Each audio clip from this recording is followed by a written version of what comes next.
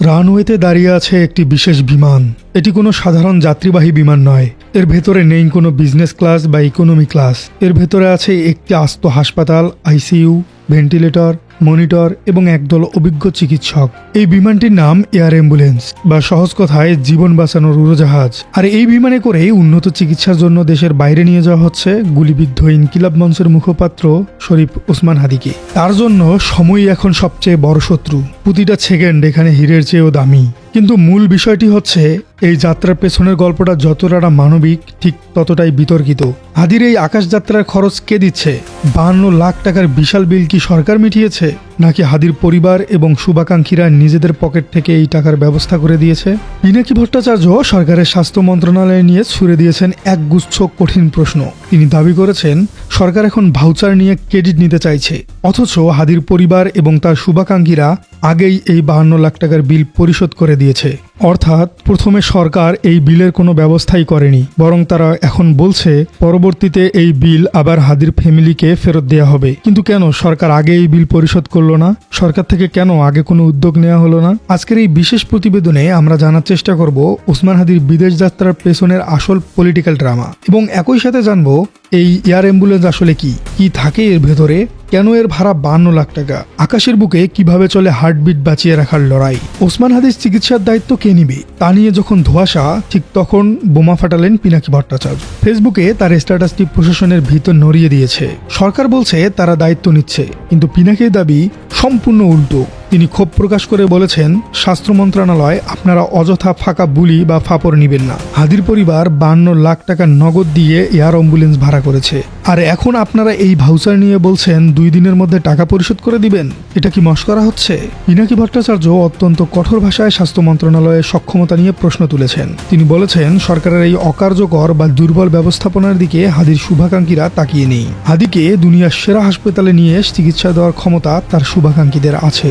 সবচেয়ে গুরুতর অভিযোগটি হলো স্বাস্থ্য মন্ত্রণালয় নাকি জানেই না হাদির মতো ইনজুরির চিকিৎসা দুনিয়ার কোথায় ভালো হয়, এমনকি একটি প্রপার মেডিকেল স্টেটমেন্ট কিভাবে দিতে হয় সেটাও নাকি তাদের জানা নেই। পিনাকির এই বক্তব্য প্রমাণ করে হাদির বিদেশ যাত্রা সরকারের দেয়া হচ্ছে না, বরং এটি হচ্ছে জনগণের ভালোবাসায় এবং পরিবারের ত্যাগে এবং শুভাকাঙ্ক্ষীদের উদ্যোগে। 52 লাখ টাকা এটি কোনো ছোট অঙ্কের টাকা নয়, অথচ হাদির জন্য মানুষ এই টাকা জোগাড় করেছে চোখের পলকে। সরকার এখন সেই টাকার ভাউচার দিয়ে ক্রেডিট নিতে চাচ্ছে, যা পিনাকির ভাষায় নিজেদের আখের গোছানো ছাড়া আর কিছুই নয়। হাদিকে যে বিমানে নেওয়া হচ্ছে সেই এয়ার অ্যাম্বুলেন্স আসলেই কি, কেন এর ভাড়া এত বেশি?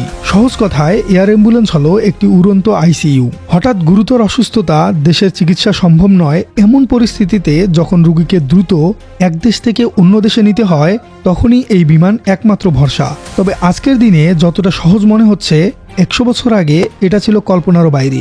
20 দশকে এর উদ্ভাবন ছিল চিকিৎসা বিজ্ঞানের এক বিশাল বিপ্লব, আর এর পেছনে যার অবদান বেশি তিনি হলেন এক ফরাসি নারী। তার নাম হলো মারি মারভা। তিনি ছিলেন তার সময়ের সেরা অ্যাথলেট, বেলুন পাইলট এবং সার্জিক্যাল নার্স। 1912 সালে চিন্তা করুন, আজ থেকে 113 বছর আগে তিনি প্রথম ধারণা দিয়েছিলেন যে বিমানের ভেতরে চিকিৎসার ব্যবস্থা থাকা দরকার, আর সেই পাগলাটে আইডিয়াই আজ হাজার হাজার মানুষের জীবন বাঁচাচ্ছে। আজ ওসমান হাদির জীবন বাঁচানোর সহজ বাউন হয়েছে এটি। মূলত এয়ার অ্যাম্বুলেন্স 2 ধরনের হয়। হেলিকপ্টার এয়ার অ্যাম্বুলেন্স, এটি পাহাড়ি বা দুর্গম এলাকার জন্য ব্যবহৃত হয়। এর গতি কম, কিন্তু যে কোনো জায়গায় নামতে পারে। আর 2 নম্বরটি হলো ফিক্সড উইং এয়ার অ্যাম্বুলেন্স। এটি হলো মূলত মেডিকেল জেট বিমান। যেহেতু ওসমান হাদিকে দেশের বাইরে নেওয়া হচ্ছে, তাই তার জন্য ব্যবহার করা হচ্ছে এই ফিক্সড উইং জেট বিমান, কারণ এটি দীর্ঘপথ পাড়ি দিতে পারে এবং এর গতি অনেক বেশি। এই বিমানে করেই তাকে সিঙ্গাপুর বা ব্যাংককের মতো উন্নত দেশে নেওয়া সম্ভব। অনেকের মনে প্রশ্ন, একটা বিমান ভাড়ার দাম 52 লাখ টাকা হয় কিভাবে? এর উত্তর লুকিয়ে আছে এর ভেতরের সরঞ্জামে। এটি শুধু একটি সিল বেড বাঁধার বিমানই নয়, এর ভেতরে যা থাকে তা ঢাকার অনেক বড় হাসপাতালেও থাকে না। আসুন দেখি হাদির জীবন রক্ষায় এই বিমানে কি কি প্রযুক্তি ব্যবহার করা হচ্ছে। আইসিইউ সেটআপ, সাধারণ স্ট্রেচার নয়, এখানে থাকে বিশেষ ভ্যাকুয়াম ম্যাট্রেস। বিমান যখন আকাশে ঝাঁকুনি খাবে বা টার্বুলেন্স হবে, তখনও রোগীর শরীর এক চুল নড়বে না। অক্সিজেন সাপোর্ট, বিমানে প্রায় 6000 লিটার মেডিকেল অক্সিজেন মজুদ থাকে। আকাশে বাতাসের চাপ থাকে কম, তাই এই অক্সিজেন খুবই জরুরি। মাল্টিপ্যারামিটার মনিটর, রোগীর হার্টবিট, ব্লাড প্রেশার, শ্বাস প্রশ্বাস সবকিছু প্রতি সেকেন্ডে মনিটর করা হয়। উন্নত ভেন্টিলেটর। হাদির যেহেতু মাথায় গুলি এবং শ্বাসকষ্টের ঝুঁকি আছে, তাই বিমানে রাখা হয়েছে অত্যাধুনিক ভেন্টিলেটর সিস্টেম। Satellite phone. আকাশে মোবাইল নেটওয়ার্ক থাকে না, তাই স্যাটেলাইট ফোনের মাধ্যমে মাটি থেকে 30,000 ফুট উপরে থেকেও ডাক্তাররা বিদেশি হসপিটালের সাথে যোগাযোগ রক্ষা করতে পারেন। এবং সবচেয়ে বড় কথা হলো, এই বিমানে কেবল পাইলটই থাকেন না, থাকেন critical care specialist, doctor, nurse, paramedic team.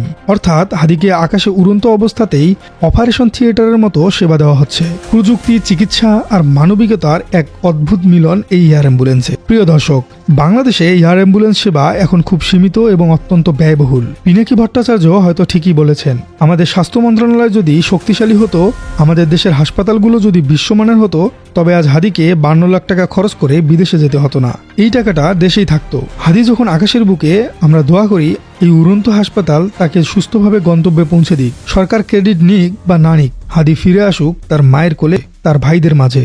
দর্শক, আপনারা কি মনে করেন, হাদির চিকিৎসার এই ব্যয়ভার কি সরকারের আগেই নেওয়া উচিত ছিল না? তার পরিবার বা জনগণের উপর চাপিয়ে দেওয়া কি উচিত হয়েছে?